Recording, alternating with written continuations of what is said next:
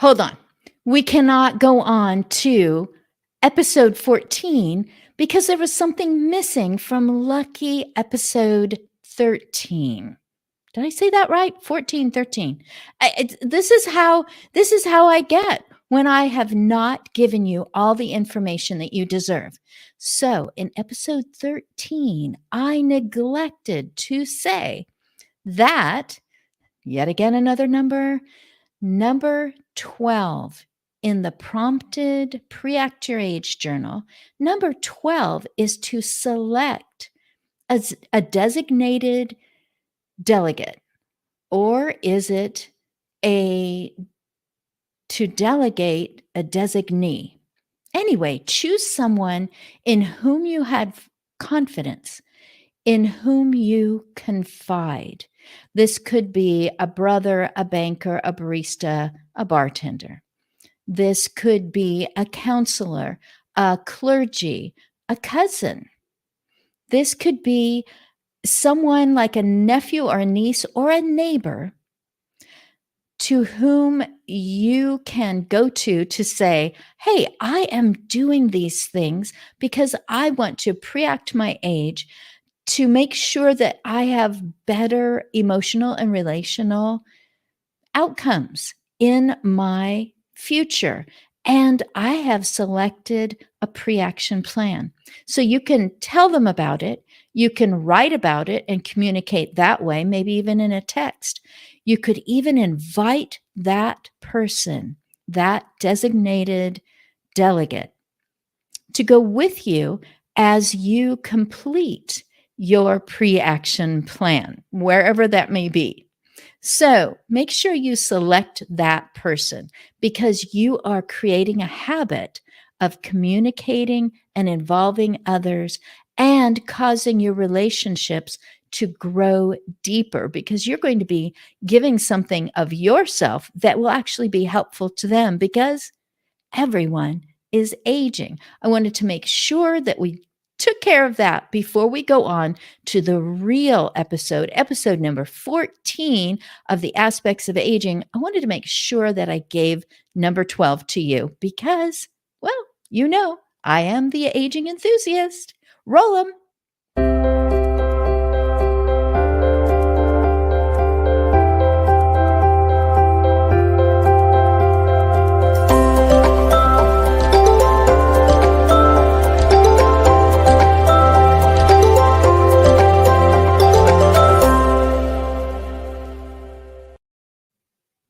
Aspects of aging. This is what you're going to need help with. Someone's going to need to help you. You are in charge of accepting help. You may even be helping someone else who's experiencing aspects of aging because they are older than you, the same age as you. They could be 20 years younger than you and experiencing maybe their first aspects of aging.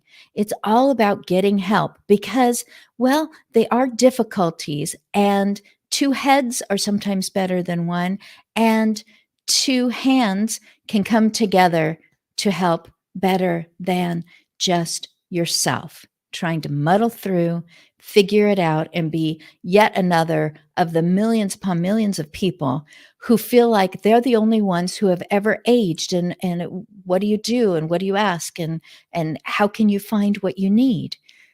Come together, help each other, accept the help. Aspects of aging, those issues, for example, the one that I'm going to touch on right now is downsize upswing. You could also call it good riddance. Usually that phrase is spoken saying, oh, who wants that anymore? But let's change it to good riddance. You're getting rid of something.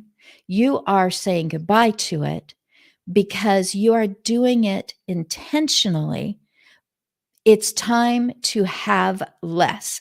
And having less can actually, or causing yourself to have less can be more of a struggle than just keeping it all because I just have to have all of it. I don't want to lose anything. So, how can you invest it? How can you take care of it in a different way rather than simply having it somewhere on your property? And it doesn't have to be just things that you can touch, because nouns, it could be things you need to get rid of. It could be some property that you need to be done with.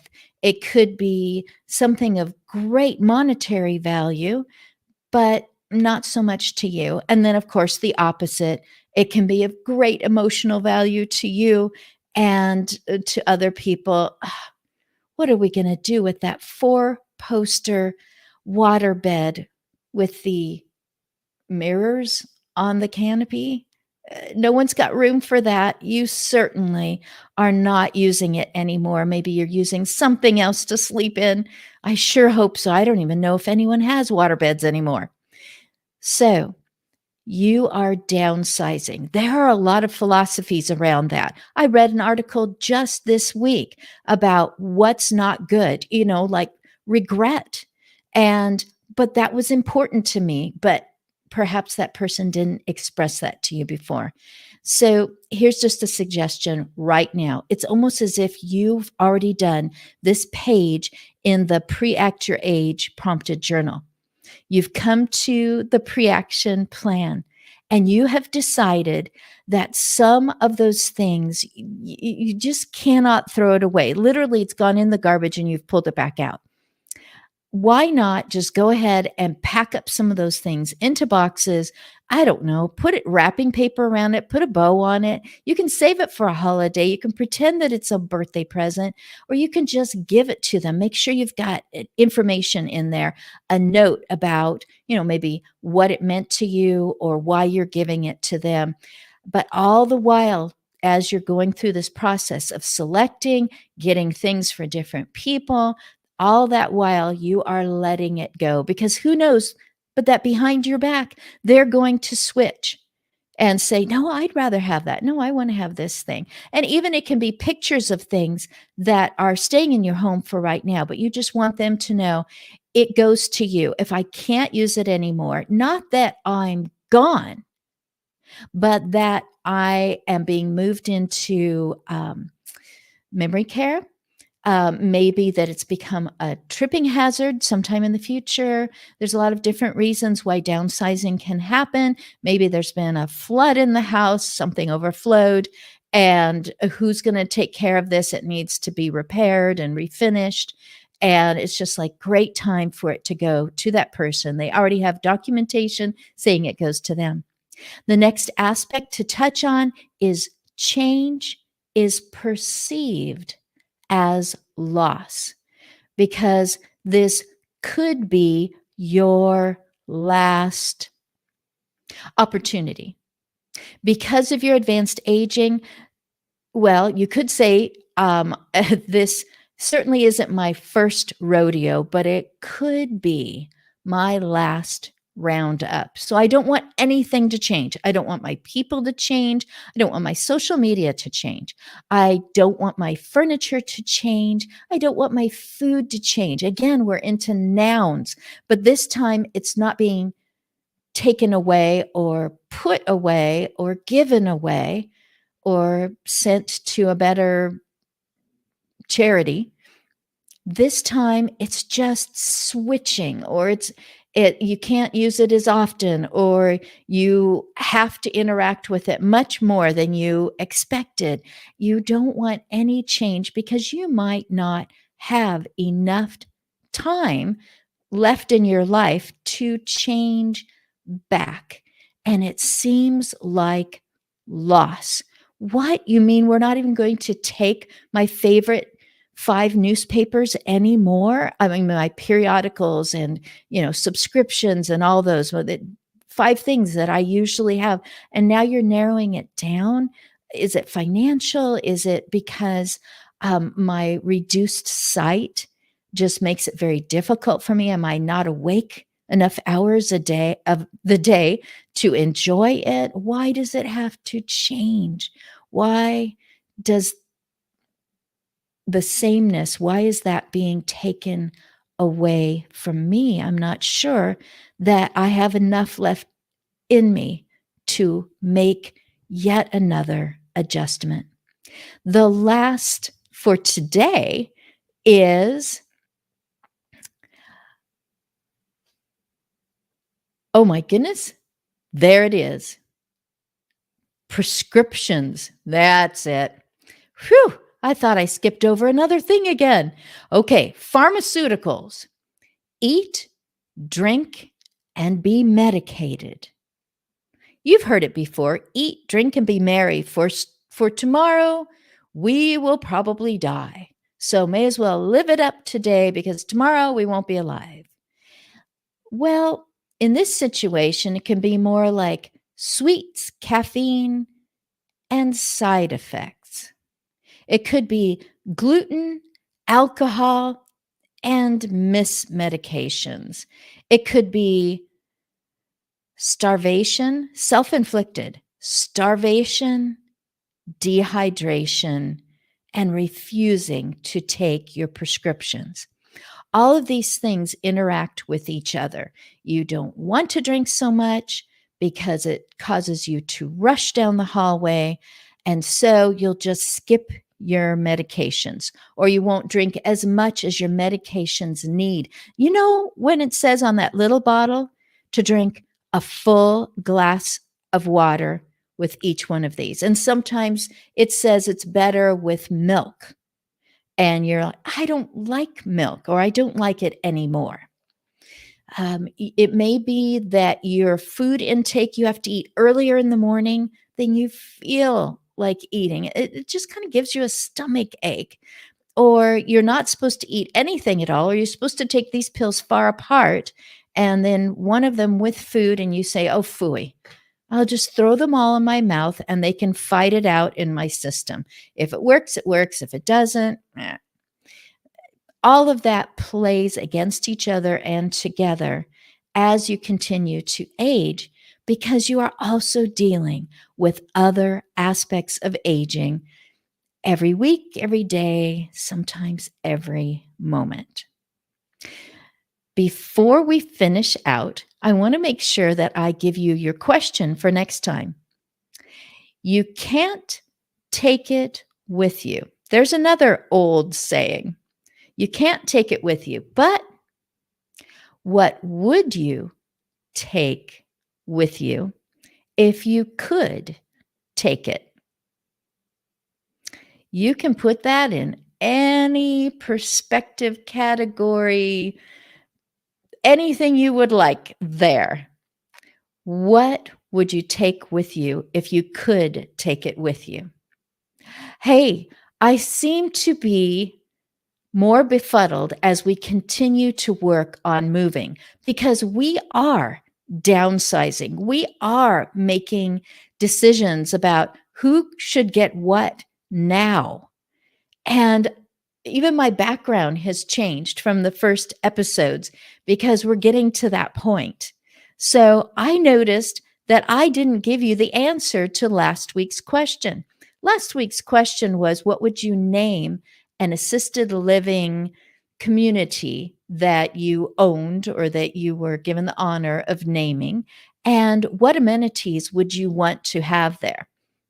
So last week's question, what is the name of the assisted living community? And I just instantly came up with this crazy idea that it would be called Spin Classics. Because I was thinking of spin class, because everyone wants to stay active. I was thinking of putting a spin on something that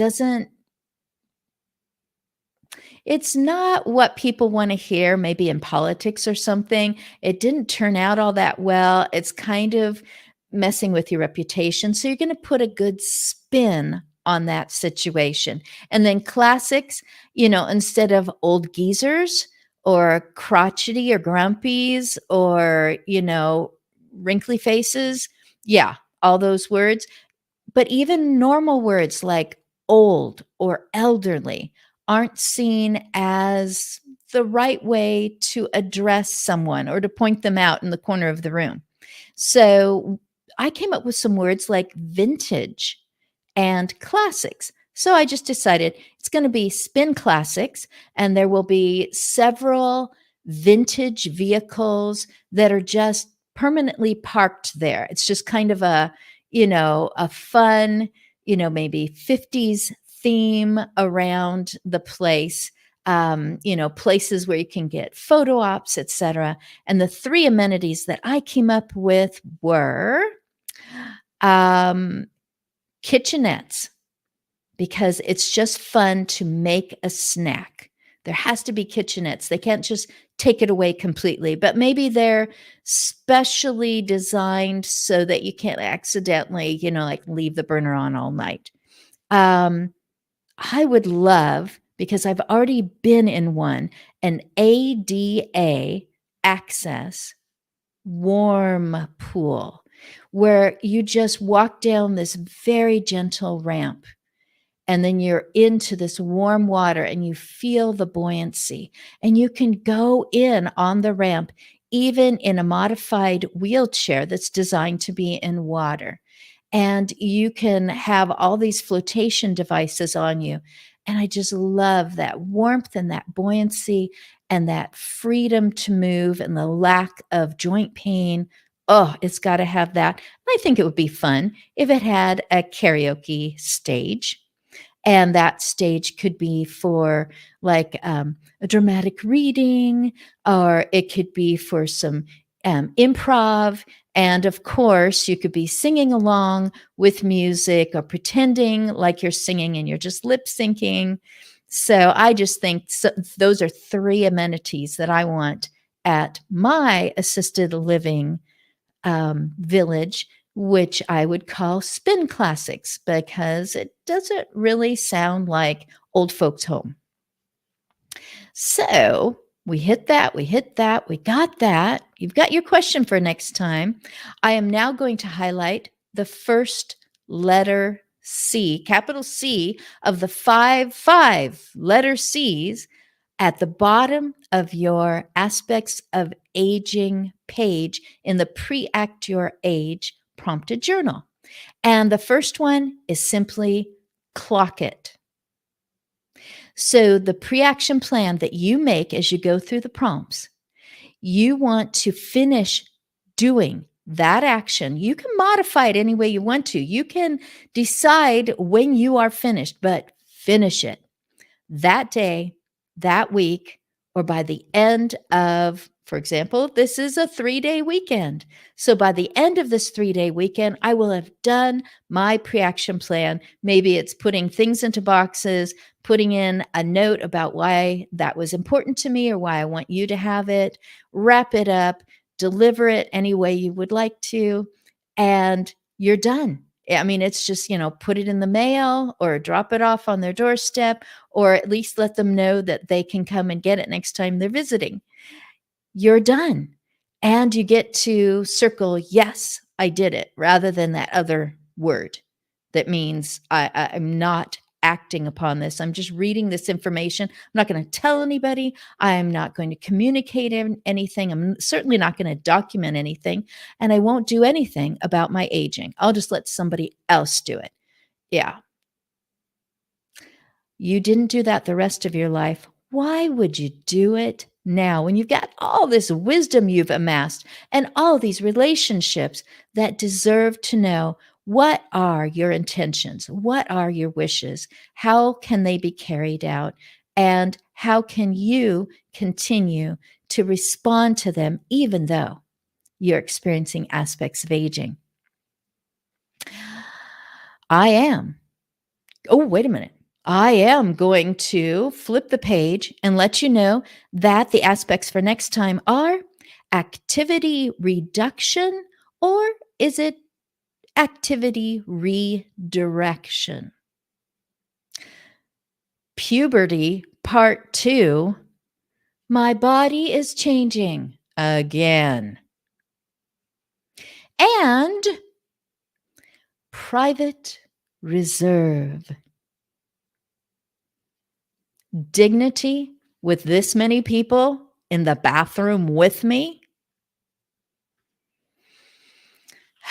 I am Christine A. Smith, and I am in the largest podcast directory in the world because I'm doing this podcast, Aspects of Aging, because I am also recording interviews with people who are aging industry leaders and forward thinkers and innovators and carers.